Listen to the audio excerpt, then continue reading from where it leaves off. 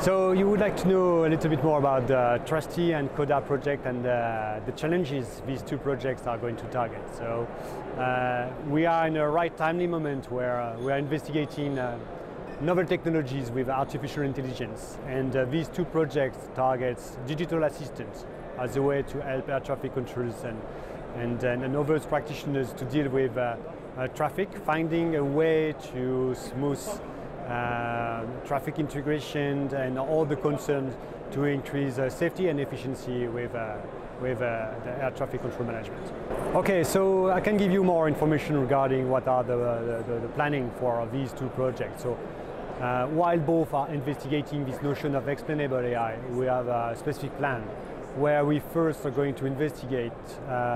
use cases, strong use cases where there will be a human-machine teaming process. And next, when this will be done, we will work a little bit closely on the way to implement, to make that concrete. And the next step will go toward an evaluation with actual use cases where we will try to capture the asset of the project outcome and the way that users may deal with this digital assistance. During these two projects, we have plenty of expected benefits, and for sure the benefits will be for air traffic controllers, but also for passengers, where we think that AI was to be used, but in a very specific way. So AI needs to have this notion of trust that the user can place into the system. And so this is said, it means that air traffic control will be able to gain this trust and can rely on this novel type of algorithms, and which means that the user will delegate some task, having trust, and can focus, and they will be able to focus on other tasks that are more challenging and that deserve more focus. And in this sense, we will reduce cognitive workload for the user and increase the safety, the global safety of the global system.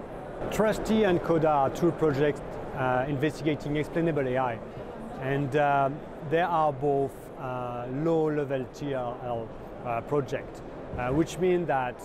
we want to extract some science-based knowledge and try to capture how this could leverage the actual domain of air traffic control. So in terms of plans for development, we'll say that these two projects will provide the basis for other projects that could build upon this one. So in terms of deployment, we will stop at the evaluation of these two projects, and we expect that the outcome of this project will be valuable and in place in the next coming 10 years, something like that. We've been lucky to have these two projects funded by SESAR, and this will showcase how this notion of human-machine enveloped, human-machine teaming has some future, and in a sense that AI is not anymore a black box by itself, but it's open, and we can get some knowledge from this, and we can gain trust and also find good ways to work with the machine. And this is a way to place some humanism within this complex machinery, and also this will